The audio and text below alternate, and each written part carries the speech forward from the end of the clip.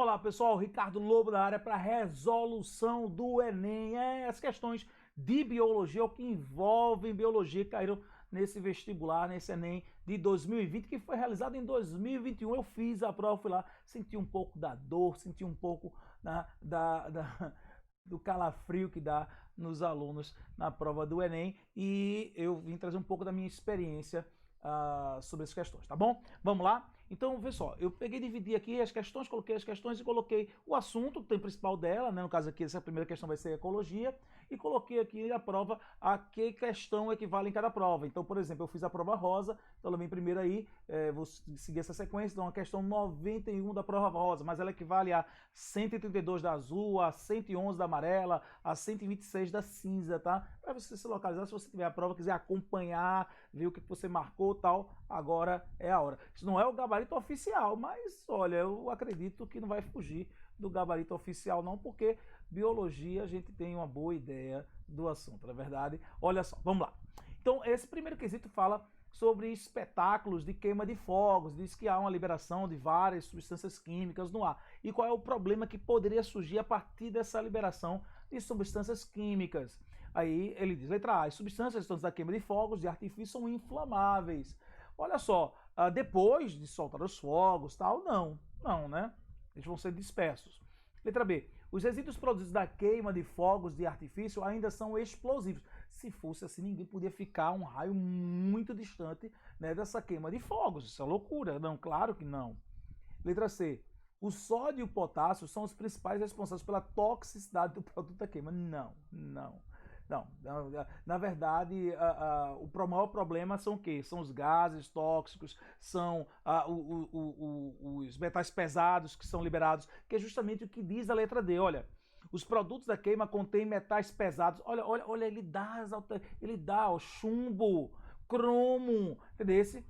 Que inclusive, tá ligado em bioacumulação, que é o acúmulo de uma substância tóxica quando você inala ou quando você ingere, né, através da água, tal. Bioacumulação, metais pesados, ataca a medula óssea, ataca a fígado, ataca o sistema nervoso, ataca os rins, né, o sistema digestório. Então, gases tóxicos e, claro, os metais pesados é a resposta, letra D de dado, tá? É uma questão fácil, eu acho fácil, tá? E ecologia, claro, é o tema principal da prova, sempre com o maior número de questões, mas essa prova teve questão de bioenergética, questão de biotecnologia, questão de genética, né? Vamos fazer essa questão de genética aí, que muita gente se complicou, mas não é nada extraordinário. E vem a treta. A treta, para mim, foi a segunda questão de biologia, na prova rosa, claro, que é a questão 94, tá? Que é a que fala da coffea arábica, do café. Tá? Dizendo que a coffea arábica ela é tetraploide e que, na verdade, é uma aberração cromossômica, lembre-se, numérica, é uma euploidia quando mexe no conjunto todo, tal. E esse erro ocorre na anáfase. Lembre-se, uma euploidia é um erro de disjunção. Aí quando você se liga nisso, você vai logo para a letra D, ó, falha na separação durante a meiose. Ou era essa, só que aí vem a decepção da meiose gamética. Como assim? Por que isso é uma decepção? Porque a gente está falando de planta. E planta segue o ciclo haplodiplonte. E no ciclo haplodiplonte, a meiose ela é espórica, não há meiose gamética no ciclo haplodiplonte. Então, com isso, eu já cortava a letra B, cortava a letra C, cortava a letra D. Sinceramente, eu tenho minhas dúvidas se a pessoa que fez essa questão se teve interesse em colocar este erro, ou se foi um erro dela mesmo. Porque a letra D estava tão linda, tão bonitinha, se tivesse meiose espórica, ou se ele simplesmente não colocasse que tipo de meiose, só meiose, para que esse gamética aí?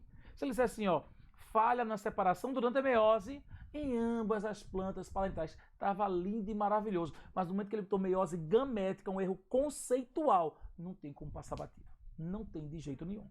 E aí, Lobo? E aí que a letra E diz deleções durante a primeira mitose. Opa, peraí. Deleção é uma aberração cromossômica estrutural, ocorre durante o crossing over, que é na meiose, não tem nada a ver com o que ele está discutindo no texto, nada. Então só nos resta a letra A. A gente vai ler a letra A e diz assim, ó, a duplicação em uma das plantas parentais antes do cruzamento. Olha só. Qual é o normal? Você tem uma planta diploide, outra planta diploide, vai produzir os gametas haploide, haploide, haploide. Certo? Juntou diploide. Se em uma das plantas houve um erro com uma duplicação a mais, o que é que ia acontecer? Esse gameta seria diploide. Com outro gameta haploide ia dar triploide, não tetraploide. Então não tem resposta. Veja só. É possível, é possível. É possível. Vamos pensar assim, olha, houve uma duplicação, então ficou tetraploide, e houve também um erro de não disjunção. E aí teria um gameta triploide em uma e um gameta haploide na outra, tetraploide. Lobo, isso é fácil acontecer? Não. Você está falando de, assim, tirar na Mega Sena da virada. Ou ainda ter duas duplicações, eu disse quantas duplicações foram, de qualquer jeito. É muito improvável, mas não é impossível. Então eu marquei a letra A, porque era o que me restava.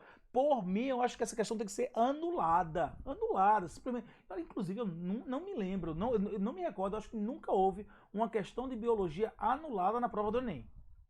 É a primeira vez que eu sinto que é bem provável que essa questão seja anulada. Se ela não for anulada, colocou a letra A, o que será uma decepção, porque é muito improvável. Mas aí, olha, na hora da prova, você não tinha que brigar com a questão, não adianta. Eu digo a todo mundo, olha, se não tem a correta, tu vai na menos errada, feliz e segue o barco. O que não pode fazer é, meu Deus, eu tenho que a resposta, o mundo acabou. Não, continua. Vai na menos errada e vai em frente. Então, eu peguei essa logo como segunda questão de biologia. A resposta, eu botei letra A, mas repito, por mim, eu acho que a questão tem que ser anulada, tá bom? Então vamos para a próxima. Terceira é uma questão tem que fisiologia, mas de biotecnologia, né?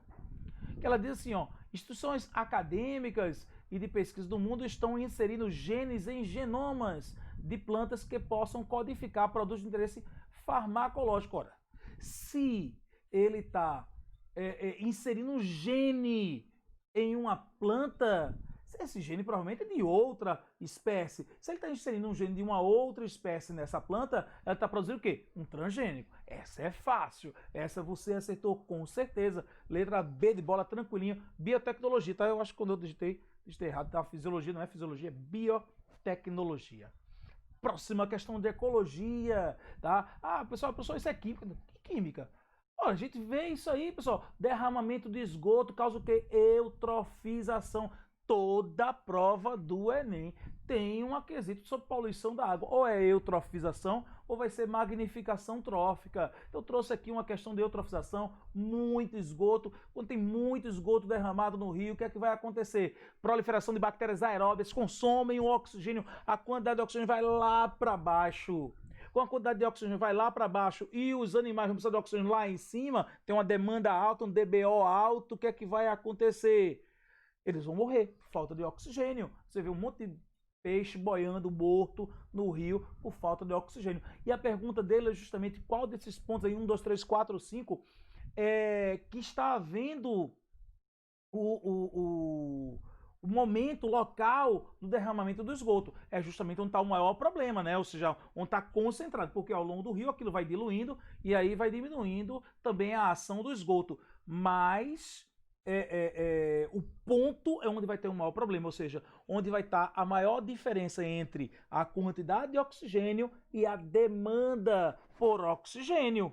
Então você vai buscar o que tem a maior distância aí. O asteriscozinho vai valer a quantidade de oxigênio lá para baixo, o sinal de mais, o DBO lá para cima, você vê a maior distância entre eles está onde? No ponto 1. Então, ponto 1 é a resposta, a letra A é justamente o ponto que está havendo o derramamento do esgoto, onde vai estar a maior distância entre esses dois parâmetros, tá bom? Próxima, a questão de bioenergética, questão clássica de bioenergética, esse tipo de questão já caiu diversas vezes, que ele coloca, né, um prisma para separar as luzes, a luz branca, tá? Vermelho, laranja, amarelo, verde, azul, anil e violeta. E essas algas vão, obviamente, fazer fotossíntese e produzir oxigênio de acordo com o espectro de luz. Ora, essas algas vão... Olha, veja o parâmetro aí. Onde é que ela está produzindo mais oxigênio? Ela está produzindo mais oxigênio, tem mais bactéria aeróbia, que é o quê? O comprimento de onda vermelha e o comprimento de onda azul. Então, assim, essa questão é muito clássica, muito comum, tá? Então você vai procurar aí, ó, vermelho e azul, mas claro que vai ter mais aonde? Do vermelho. Como é que eu vou saber que está mais no vermelho? Porque tem bactéria, muito mais bactéria aeróbia. Elas estão atrás do quê? Do oxigênio. E o oxigênio foi produzido aonde? Na fotossíntese. Considerando a figura, a faixa do microespectro em que a alga, possui maior taxa de realização fotossintética é a do vermelho. Fácil demais. Letra E. Isso aí foi boa. Tá? Outra. Plantas pioneiras, sucessão ecológica, claro. Plantas pioneiras são as que iniciam um processo natural de cicatrização de uma área desprovida de vegetação. Quem são os pioneiros? Os pioneiros são os musgos, os pioneiros são os líquens, os pioneiros são as gramíneas, tá? E aí ele vai falando sobre isso, tá. Essas plantas, outra coisa, ele diz aqui, ó, produzem grande quantidade de semente. Opa, semente, a gente está falando o quê? Gimnosperma e angiosperma. Só gimnosperma e angiosperma tem semente. Então, tira musgo, tira líquen, certo? Só que estão falando de comunidade pioneira. Comunidade pioneira é o quê? São plantas pequenininhas. Então, tira gimnosperma também. Só nos resta quem? Angiosperma pequenininha, gramínea. Essas plantas são importantes em um projeto de restauração ambiental, pois promovem no solo o aumento da incidência da luz solar. As plantas pequenininhas vão aumentar a incidência da luz solar, não tem nada a ver. Diminuição da absorção de água.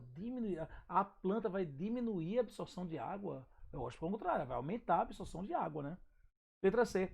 Estabilização da umidade. É isso. Porque um solo nu, o que acontece? Ele choveu, ele encharca muito rápido. Como ele encharca muito rápido, a água evapora rápido. Agora, se tiver coberto de gramíneas, o que vai acontecer? As plantas vão absorver parte dessa água e aí o solo não vai encharcar tão rápido e isso vai manter mais a umidade no local. Plantas mantêm, estabilizam a umidade no local, tá? E aí vai dando início a diversas séries, né? Ou seja, diversas comunidades até chegar à chamada comunidade clímax da sucessão ecológica. Então é a resposta, a letra C, tá? Quesito razoável. Eu não vou dizer que foi fácil demais, mas também não é difícil. Assim, eu acho que é médio, porque tem uma questão da interpretação e tal, mas nada de extraordinário não. Um quesito, olha, teve dois quesitos sobre câncer, eu não tenho nem como classificar esses quesitos assim, é fisiologia, citologia, porque é meio de uma interpretação, tá?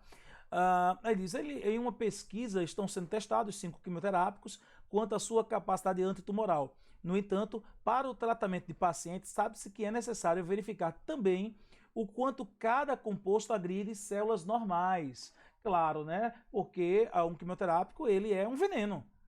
Então, ele tanto vai afetar as células cancerígenas quanto as células normais. Aí ele diz, por isso que cai cabelo, a pessoa tem uma inflamação, né, no tubo digestório, no tubo respiratório, então vômito, diarreia, falta de ar, diminui a imunidade porque afeta a medula óssea, tudo isso. Aí diz, com o mesmo... Não. 2 grupos controle não receberam quimioterapia. Você está vendo aí o grupo controle CT e CN, né? Para as células cancerígenas e para as células normais. As colunas 1, 2, 3, 4 e 5 correspondem aos grupos tratados com os 5 compostos. O número de células viáveis após o tratamento está representado pelas colunas. Qual quimioterápico deve ser escolhido para o tratamento desse tipo de tumor? Ora, aquele que matar o maior número de células cancerígenas, matando o menor número de células normais. Não é não? Aí você vê assim, o que está matando mais células cancerígenas? A droga número 3. Mas quando você vai ver a coluna que está, né, a coluna em branco, né, que está o número 3 para células normais, ele matou mais células normais do que células cancerígenas. Então isso não é bom. Isso não é bom, tá?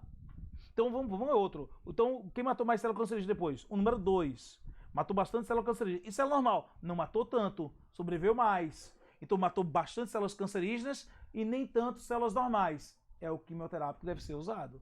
Então é uma questão mais de interpretação de lógica, você entender isso. Resposta letra A, B de bola, número 2 na cabeça.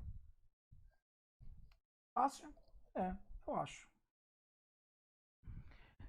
Essa questão é uma questão que tem tudo a ver vermes, tá, uns programas de saúde, né? Então, uma questão sobre verme interessante, mas na verdade é uma questão que ela é biologia, mas na verdade é química, apesar que... Bom, aí ele diz aqui, ó, o exame parasitológico de fezes é utilizado para detectar ovos de parasitas. Um dos métodos utilizados é o de centrífugo flutuação, considera a densidade dos ovos em relação à solução de densidade de 1,15 gramas por mililitro. Assim, ovos que flutuam na superfície dessa solução são detectados. Então, se é para flutuar, tem que ter uma densidade menor que a solução. Os dados de densidade dos ovos de alguns parasitas estão apresentados. Está aí. Considerando a densidade dos ovos da solução, ovos e quais parasitas podem ser detectados por esse método? Pô, isso aí, meu irmão, pera aí, velho. Isso aí é fácil demais. É só... Tem que flutuar, tem que ter uma densidade menor. Inclusive, densidade foi a palavra da prova. Eu nunca vi tanto quesito densidade. Tanto na prova de ciência da natureza, quanto na prova também de matemática. Muita questão falando sobre densidade. Quem tem menor densidade aí? O Ancylostoma, o Ascaris lumbricoides e o Ascaris sum. Acabou, essa é a resposta da letra C. Isso aí praticamente um psicotécnico. Não é não? Próxima. Em 2011, uma falha no processo de perfuração realizado por uma empresa petrolífera ocasionou o derramamento de petróleo na bacia hidrográfica de Campos do Rio de Janeiro. Também, né, no ano retrasado, teve aquele derramamento de óleo aqui nas praias do Nordeste e tal. Os impactos decorrentes desse derramamento ocorrem porque os componentes do petróleo, de novo, olha a outra questão de densidade. O óleo vai ter menor densidade que a água, então ele vai flutuar, vai ficar em cima. Apesar que aquele óleo estranho que teve na contaminação nas praias do Nordeste tinha uma densidade meio intermediária, então ele não ficava exatamente na superfície, ficava um pouquinho abaixo, uma discussão, confusão nada por causa desse tipo de óleo. Mas vê só, mas o normal é o óleo ter uma menor densidade, então ele vai flutuar, então ele vai cobrir, vai fazer como se fosse um invólucro na água, impedindo a troca gasosa, a absorção do gás carbônico pelas algas e consequente liberação de oxigênio, vai dificultar a fotossíntese, tá, das algas. Aí reage com a água do mar, não, acidifica o meio, não, dissolve-se na água, causando a morte, não, tem caráter hidrofóbico e baixa densidade, impedindo as trocas gasosas entre o meio aquático e a atmosfera. É a resposta, letra D de dado, tá? Eu acho que as questões da ecologia, se tiver a cabeça no lugar, estudo direitinho, não tem o que fazer. É facinho. Agora, diferente dessa questão da genética, eu sempre digo aos meus alunos, pessoal, esse negócio que não cai, olha, são duas situações, não cai, o professor não gosta daquele assunto. Isso aqui não cai. Ele fica empurrando com a barriga. 2, o aluno não gosta do assunto, aí ele, como ele não gosta daquele assunto, isso não cai, né? Ou seja, ele cria uma realidade paralela, que nessa realidade, que é dele, porque cada aluno tem a sua realidade paralela, né? Aí naquela realidade dele, ele diz, não, isso aqui não cai, isso aqui eu não preciso nem estudar, não vai cair para mim, né? Pois é uma questão de genética de populações. As turmas que eu trabalho de genética eu fiz questões, inclusive com grupo sanguíneo. Se você falar também no meu canal do YouTube, tem a aula de genética, é a última aula do padrão de genética, que tem a parte de genética de populações, tem lá inclusive falando sobre grupos sanguíneos. Aí diz, uma população encontra em equilíbrio genético. Quanto ao sistema ABO, é AB0, tá? Eu gosto de dizer AB0. Por quê? Porque a pessoa que tem A, tem pessoa que tem B, tem pessoas que tem as duas AB, e tem gente que não tem nem o antígeno A, nem o antígeno B. É zero. O sistema é AB0, não é ABO não. Mas deixa pra lá, ninguém vai pegar aí, né, ter neura com isso. Em que 25% dos indivíduos pertencem ao grupo O e 16% ao grupo A homozigóticos. Isso é importante. Aí, considerando que P é a frequência de isão A, Q é a frequência de isão B, e Rzinho é a frequência de isão... Eu juro a você que eu não sei pra que esse negócio de P, Q e R. Usa os próprios alelos, pô, isão A, isão B e izinho. Para que P, Q e R, Deus? A porcentagem de doadores compatíveis para alguém do grupo B dessa população deve ser de... Vamos lá, calma, calma. Primeira coisa, tem que descobrir qual é a frequência dos alelos, tá? Então, veja só, ele me deu o tipo 0. O tipo 0, ele é izinho, izinho, mais fácil de calcular. Não é não? Porque é izinho, izinho, só tem um genótipo. Izinho, izinho é igual a 25%. Então, izinho ao quadrado é igual a 25 sobre 100. Então, izinho, a raiz quadrada de 25 sobre 100 é 5 sobre 10 ou 0,5. Matou, já achamos izinho. O outro dado que ele nos deu foi sobre o grupo A homozigótico. Então, o grupo A homozigótico, isão A, é igual a quanto? 16%. Mesmíssima lógica. Isão A ao quadrado é igual a 16 sobre 100. Então, isão A é igual a 4 sobre 10. 0,4. Achei izinho, achei isão A. Lembre que a soma dos alelos tem que dar 100% ou 1. Se eu tenho o izinho e se eu tenho o isão A, é fácil eu achar o isão B. É só subtrair. Então, isão A, isão B e izinho é 1. Logo, isão B é o quê? 1 menos 0,4 menos 0,5. Vai dar 0,1. Achei a frequência dos 3 alelos. E agora, Lobo? Agora eu vou calcular qual é o percentual de quem vai doar para alguém do grupo B. Quem, ó, grupo B recebe, obviamente, de B e, claro, que recebe de 0. Por quê? Porque o 0 não é o doador universal. Então, o 0 já até me deu, é 25%. Se você se ligasse nisso, você já cortava a letra A e a letra B, porque, no mínimo, você tem os 25% de 0 que vai doar para ele, que é o O. Não é não? Mais as pessoas que são B. Aí eu vou pegar e calcular. O que eu faço? A pessoa tem que ser B ou O, né? B ou O. Vamos lá. A pessoa que é B, ela pode ser isão B ou isão B, izinho. Eu faço essa conta aqui, ó. B mais 0, que é o B mais O. Isão B, mais 2 vezes isão B, izinho. Por que 2 vezes? Porque pode ser isão B, izinho ou izinho, isão B. Essa é a regra. Toda vez que tiver um heterozigoto, tem que multiplicar por 2. Não pode esquecer isso. 2 vezes isão B, izinho, mais o tipo 0, que é o izinho, izinho, tá? Que a gente até calculou que era 25%. Ele deu no quesito, na verdade. Aí diz, ó. Então, B mais O é igual a quê? Eu substituo. Quanto é isão B? 0,1. Então, 0,1 vezes 0,1 mais 2 vezes. Quanto é isão B? 0,1 vezes, né? 0,1 vezes izinho. Quanto é izinho? 0,5. É só preencher. Mais izinho, izinho, 0,5 vezes 0,5. Aí eu faço a soma. Faço primeiro a multiplicação, óbvio, né? Aí fazendo as multiplicações vai dar 0,01 mais 0,1 mais 0,25 dá 0,36 ou 36% é a resposta, a letra D dá. Eita, Lobo! Isso é prova de biologia ou prova de matemática? Pois é, velho, é tão raro o Enem trazer cálculo, tá?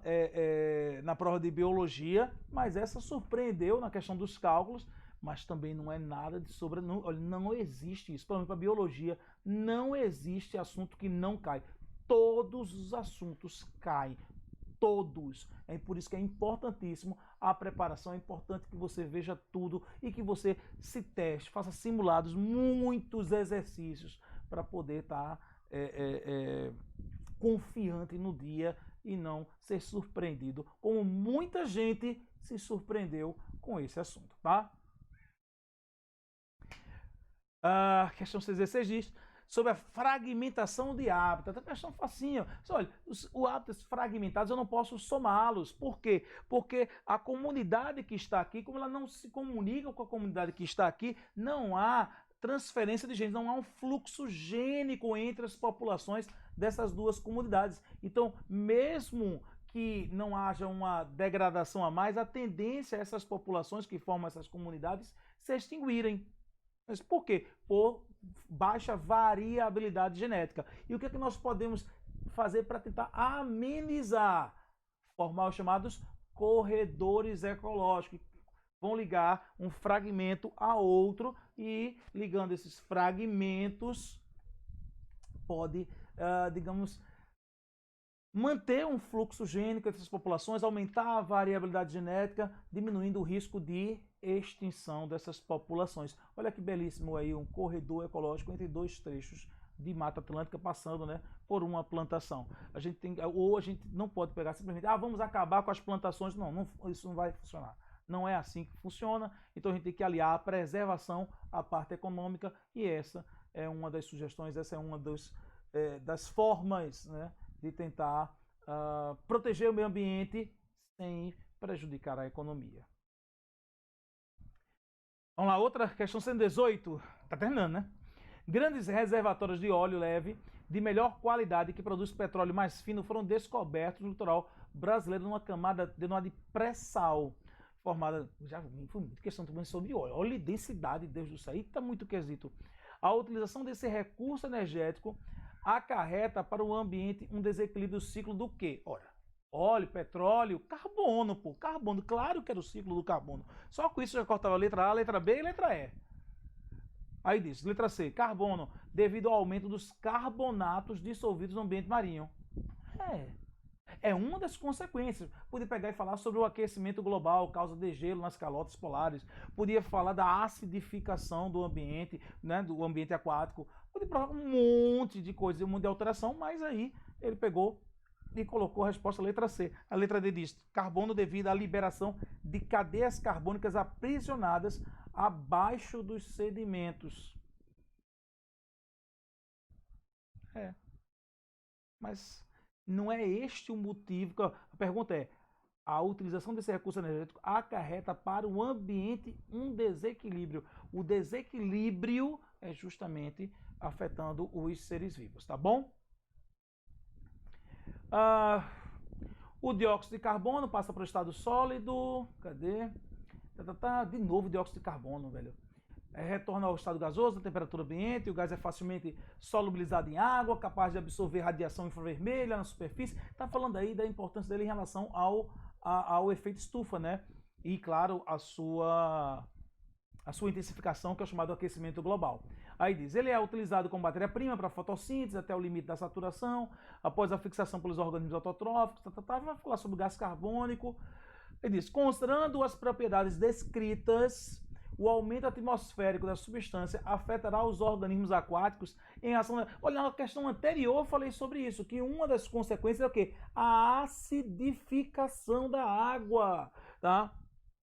E aí ele diz logo na letra A, redução do potencial hidrogeniônico da água. O que é um potencial hidrogeniônico? Eita, esqueceu? Foi pH, filhinho. pH, redução do pH acidifica o meio. Então, gás carbônico, o aumento da concentração de gás carbônico pode acidificar o ambiente, tá?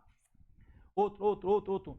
Eita, teve duas questões de zoologia, tá? A zoologia é o maior assunto de biologia e é pouco abordado no Enem, mas esse ano teve um privilégio de ter duas questões. Olha para uma questão, sei lá, eu considero que 19 questões envolviam biologia, apesar que o pessoal de química vai dizer, essa questão é de química. Tá, beleza, é biologia com química. É bom que o aluno veja com o professor de biologia, veja também com o professor de química, entendeu? Então não é problema isso não. Eu não vou brigar por causa de questão. Estou dizendo aqui questões que envolvem de alguma forma a biologia. Aí diz, grupo de proteção ao meio ambiente consegue resgatar muitas aves aquáticas vítimas de vazamento de petróleo. Petróleo, óleo e densidade, como disse, não tem... Ninguém ganhou de óleo e densidade dessa prova. Essas aves são lavadas com água e detergentes neutros para a retirada completa do óleo do seu corpo e posteriormente são aquecidas, medicadas, desintoxicadas e alimentadas. Mesmo após esses cuidados, o retorno do ambiente não pode ser imediato, pois elas precisam recuperar a capacidade de flutuação. E o que faz essa planta aquática? Ela flutuar, por exemplo, ela vai mergulhar para capturar um peixe. O que faz que as penas não encharquem, ela fique aprisionada na água? Essas penas têm que estar impermeabilizadas por lipídios.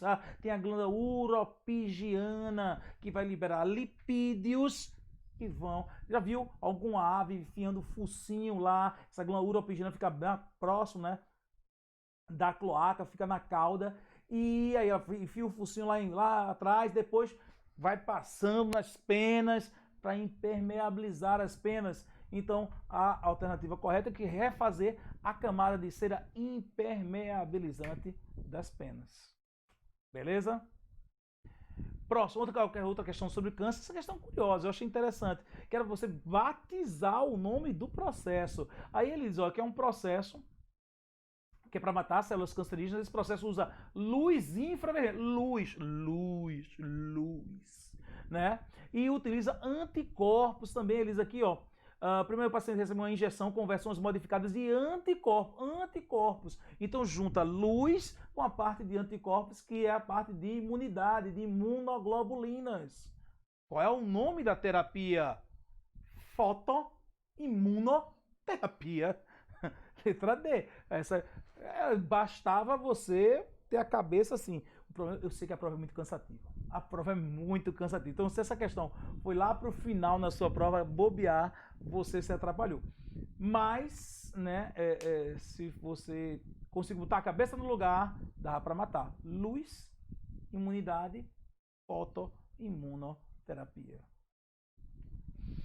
Questão 125, está terminando, né? Outra questão, zoologia, falando dos quelicerados, né, de artrópodes. E aí ele diz, não, são terrestres, podem ter sido os primeiros. Aí ele diz, a característica que justifica o sucesso adaptativo desse grupo na ocupação do ambiente terrestre, tem uma série de características desses animais que fazem com que eles economizem água, e aí sim são bem adaptados ao ambiente terrestre. Por exemplo, os túbulos de Malpighi, que reabsorve a água do intestino, tá? A liberação de ácido úrico como principal excreto nitrogenado, o exoesqueleto de quitina, quitina é um polissacarídeo, é insolúvel, a água impermeabiliza o corpo do animal. Então, uma série de características para poder. A respiração traqueal, que é a única que é a respiração que não se liga com o sistema circulatório, então não precisa estar os pulmões encharcados de água, né? Então, todas as características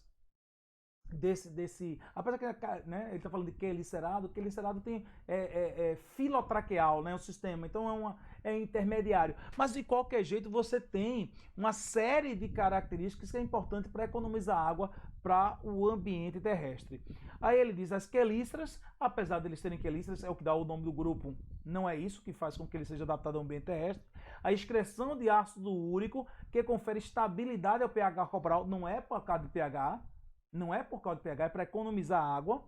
O exoesqueleto constituído de quitina, que auxilia no controle hídrico corporal. É isso. Ambiente terrestre tem que economizar água. É a resposta, letra C.